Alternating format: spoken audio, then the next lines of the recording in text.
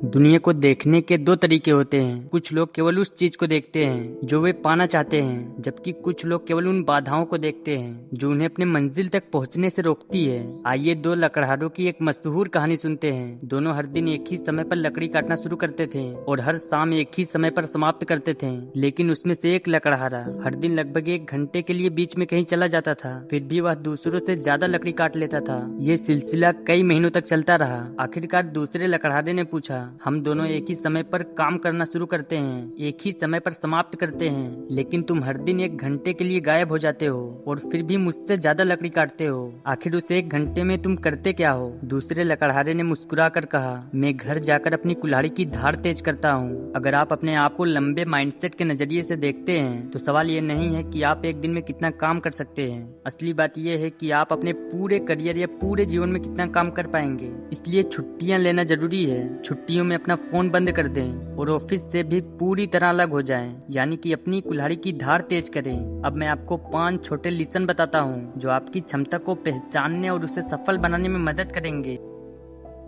एक बार मैं और मेरा एक दोस्त न्यू ईयर के सेंट्रल पार्क में दौड़ने गए। वहां दौड़ खत्म होने के बाद स्पॉन्सर की तरफ से मुफ्त में बैंगल बांटे जा रहे थे। मैंने अपने दोस्त से कहा, चलो एक बैंगल लेते हैं। उसने जवाब दिया, नहीं, लाइन बहुत लंबी है। मैंने कहा, लेकिन बैंगल मुफ्त है। उसने फिर कहा, मुझे इतनी लंबी लाइन में खड़ा नहीं होना। तब भी मुझे एहसास हुआ कि दुनिया को देखने के दो तरीके होते हैं। कुछ लोग सिर्फ वो देखते हैं जो वे पाना चाहते हैं और कुछ लोग सिर्फ वो देखते हैं जो उन्हें उसे पाने से रोक रहा है। मैं केवल बैंगल देख रहा था, जबकि मेरा दोस्त केवल लाइन देख रहा था। मैं सीधे लाइन के पास गया, 2 लोगों के बीच से हाथ बढ़ाया, डिब्बे से 2 बैंगल निकाले और वापस आ गया। किसी ने मुझे कुछ नहीं कहा, क्योंकि नियम था कि हर व्यक्ति अपनी पसंद की चीजें लेने के लिए स्वतंत्र है, बस उसे दूसरों का अधिकार नहीं छीनना चाहिए। इस कहानी से हमने यही सीखा कि आपको हमेशा लाइन में लगने की जरूरत नहीं होती। आपको वही तरीका अपनाने की जरूरत नहीं होती जो सब अपनाते हैं। आप अपना रास्ता चुन सकते हैं, नियमों से अलग सोच सकते हैं, बस किसी और के अधिकार में बाधा नहीं डालनी चाहिए।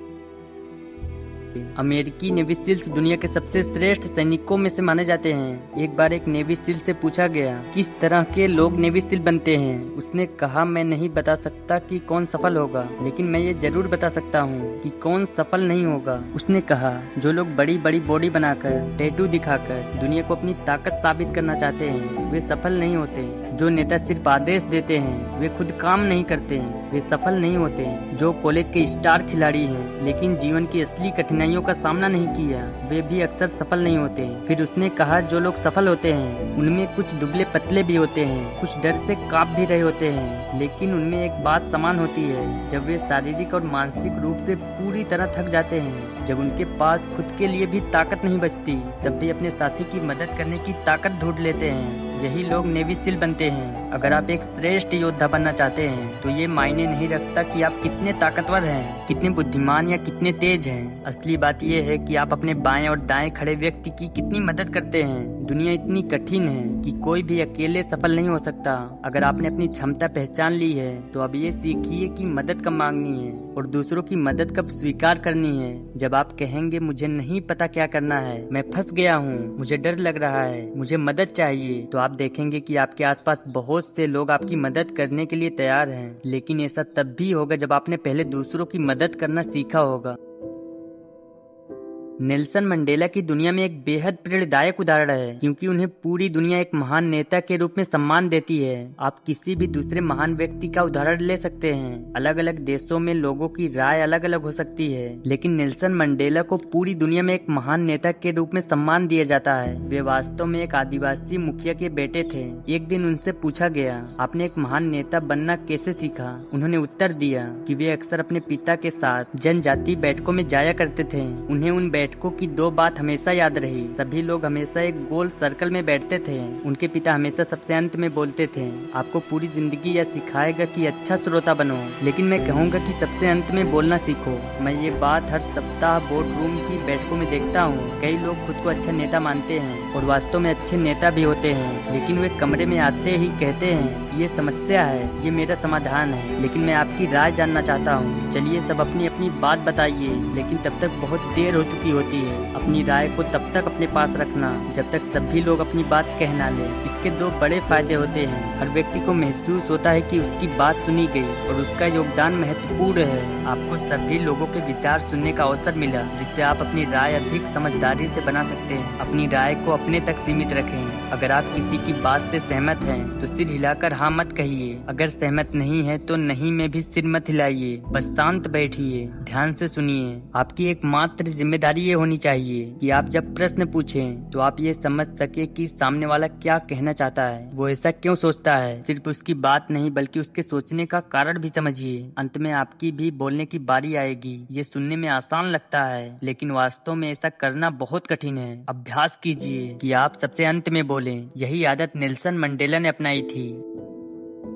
18वीं शताब्दी में यूरोप में एक बीमारी फैली जो बाद में अमेरिका भी पहुंची। इसे प्यूरपेरल फीवर या प्रसव के बाद होने वाली घातक बीमारी कहा जाता था। इस बीमारी में महिलाएं बच्चों को जन्म देने के बाद 48 घंटों के भीतर मर जाती थीं। ये बीमारी पूरे यूरोप में तेजी से फैल गई। कुछ अस्पतालों में प्रसव के बाद 70% तक महिलाओं की भी मृत्यु हो जाती थी। उस समय साइंस का समय था। लोग अंधविश्वास छोड़ चुके थे और वैज्ञानिक बीमारी का कारण खोज रहे थे। जिनकी मृत्यु हो गई थी, सुबह वे पोस्टमार्टम करते थे।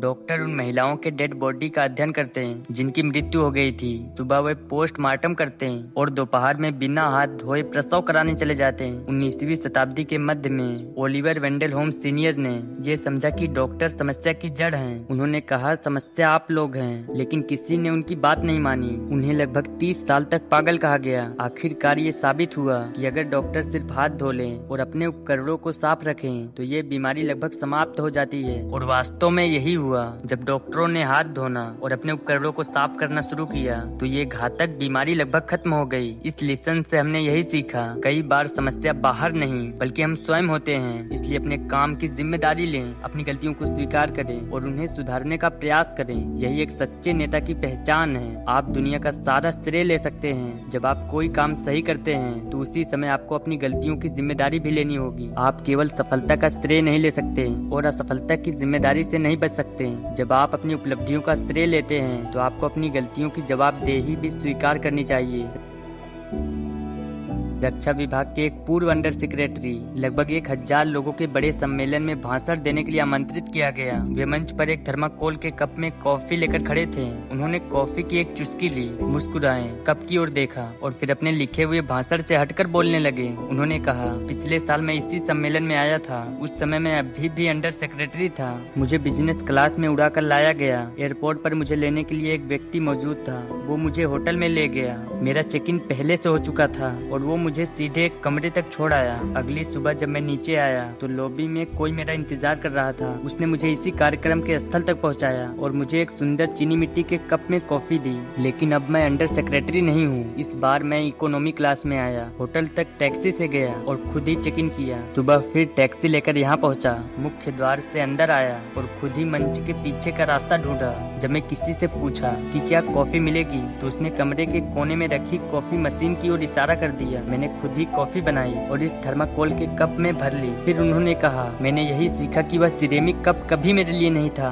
वो उस पद के लिए था जिस पर मैं था। वास्तव में मैं तो इस थर्माकोल के कप के ही हकदार हूँ। ओलिवर वेंडल होम्स सीनियर ने कहा, इस बात को हमेशा याद रखना, जैसे जैसे आपको प्रसिद्धि, धन, पद और वरिष्ठता मिलेगी, लोग आपके साथ बेहतर व्यवहार करेंगे। वे आपके लिए दरवाजा खोलेंगे, बिना पूछे चाय या कॉफी लाकर देंगे, आपको सर या मैडम कहेंगे और कई तरह की सुविधाएं देंगे। लेकिन याद रखो, ये सब आपके लिए नहीं है, ये सब उस पद के लिए है। आप हमेशा उसी थर्माकोल के कप के योग्य हैं। इसीलिए विनम्रता और कृतज्ञता का यह पाठ कभी मत भूलिए। जो भी सुविधाएं और सम्मान मिले उसका आनंद लीजिए, लेकिन हमेशा आभारी रहिए और ये समझिए कि वे आपके व्यक्तित्व के लिए नहीं बल्कि आपके पद और भूमिका के कारण है। आज हम अपनी नई पीढ़ी से उम्मीद करते हैं कि वे कड़ी मेहनत करें, सफल हो, आत्मविश्वास विकसित करें, आजकल के सोशल मीडिया लत पर काबू पाएं और अपने काम से मजबूत रिश्ता बनाएं। लेकिन हमें ये भी सोचना चाहिए कि हमने उनके लिए कैसा माहौल बनाया है। हम उनसे कहते हैं तुम भविष्य के नेता हो, लेकिन सच ये है कि नेता तो अभी हम हैं, कंट्रोल हमारे हाथ में है। तो फिर हम क्या कर रहे हैं? अगर पूरी एक पीढ़ी संघर्ष कर रही है तो शायद समस्या उनमें नहीं बल्कि हम में है। आज की दुनिया फेसबुक और इंस्टाग्राम की दुनिया है। यहाँ लोग अपनी फोटो पर फिल्टर लगाकर दिखाते हैं कि उनकी जिंदगी बहुत शानदार है, जबकि अंदर से वे डिप्रेशन से जूझ रहे होते हैं। हर कोई बाहर से मजबूत और आत्मविश्वासी दिखता है, लेकिन वास्तव में अधिकांश लोग इतने मजबूत नहीं होते और उन्हें भी सब कुछ नहीं पता होता। जब कोई हमें सलाह देता है तो ऐसा लगता है जैसे उन्हें हर बात का जवाब मालूम हो। इसी कारण आज की पूरी पीढ़ी का आत्मविश्वास पहले पीढ़ियों की तुलना में कम होता जा रहा है। हम जानते हैं कि सोशल मीडिया और मोबाइल फोन का अधिक उपयोग हमारे मस्तिष्क में डोपामिन नामक रसायन को रिलीज करता है। इसीलिए जब आपको किसी का मैसेज आता है तो अच्छा महसूस होता है। डोपामिन वही रसायन है जो हमें अच्छा महसूस कराता है। जब हम शराब पीते हैं, सिगरेट पीते हैं या जुआ खेलते हैं, हम इन डोपामिन पैदा करने वाली चीजों तक बिना किसी रोक टोक के पहुंच रहे हैं। इसीलिए ये आदत उनके दिमाग में गहराई से बसती जा रही है और जैसे जैसे वे बड़े हो रहे हैं हम देख रहे हैं कि बहुत से बच्चे गहरे रिश्ते बनाना सीख ही नहीं पाए। ये मेरे शब्द नहीं हैं, ये उनके शब्द हैं। वे खुद मानते हैं कि उनके ज्यादातर दोस्त साधारण हैं। वे स्वीकार करते हैं कि वे अपने दोस्तों पर भरोसा नहीं कर सकते, उन पर निर्भर नहीं रह सकते। वे दोस्तों के साथ मजे तो करते हैं, लेकिन ये भी जानते हैं कि अगर कोई बेहतर विकल्प मिल जाए तो उनके दोस्त उन्हें तुरंत छोड़ देंगे। और इससे भी बुरी बात यह है कि उन्होंने डिप्रेशन से निपटने का सही तरीका भी विकसित नहीं किए। इसलिए जब जीवन में बड़ा डिप्रेशन आता है तो वे किसी इंसान की ओर नहीं जाते, वे अपने फोन की ओर जाते हैं, वे सोशल मीडिया की ओर जाते हैं, वे उन चीजों की ओर जाते हैं जो केवल कुछ समय के लिए राहत देती है लेकिन समस्या का समाधान नहीं करती। मेरा मानना है कि अपने काम से प्यार करना हमारा अधिकार है। मुझे ये बात बिल्कुल पसंद नहीं कि बहुत कम लोग ये कह पाते हैं कि मुझे अपने नौकरी से प्यार है और लोग यह सुनकर कहते हैं वाह तुम कितने भाग्यशाली हो। मेरे लिए ये पागलपन है। ज्यादातर लोगों को हर सुबह उठकर ये कहने का अवसर मिलना चाहिए कि मुझे अपना काम पसंद है और हमें अपने नेताओं से ये मांग करनी चाहिए कि वे ऐसा माहौल बनाएं जहां हम खुशी खुशी काम पर जाना चाहें, जहां हम एक दूसरे की परवाह करें, जहां हम बेहतर बनने और आगे बढ़ने की इच्छा रखें और बदले में हम भी दूसरों को आगे बढ़ाने में मदद करेंगे। क्योंकि जब हमें ये महसूस होता है कि हमारे नेता हमें केवल एक नंबर नहीं समझते, वे हमारे जीवन, हमारे आत्मविश्वास, हमारी खुशी और हमारी क्षमताओं की सच में परवाह करते हैं, तब हम भी उसी भावना से जवाब देते हैं। हम अपना खून, पसीना और आंसू तक लगा देते हैं। हम हर तरह के त्याग करने को तैयार हो जाते हैं ताकि उस नेता का सपना और संगठन आगे बढ़े। लेकिन हम ये उनके लिए नहीं करते, हम ये अपने लिए करते हैं, क्योंकि तब वो काम हमारे लिए पर्सनल बन जाता है। वो ऐसा उद्देश्य बन जाता है जिसमें योगदान देना हमें सचमुच अच्छा लगता है। मैं हमेशा एक बात कहता हूँ, जिस काम की हमें परवाह नहीं होती उसके लिए कड़ी मेहनत करना स्ट्रेस कहलाता है, लेकिन जिस काम से हमें प्यार होता है उसके लिए कड़ी मेहनत करना पैशन कहलाता है। दोस्तों, इस वीडियो में आवाज भले ही मेरे हैं, लेकिन ये जो शब्द हैं, ये जो स्पीच है, ये साइमन सिनेक के हैं। अगर आपको वीडियो पसंद आया हो तो सब्सक्राइब करके बेल आइकन को प्रेस करें।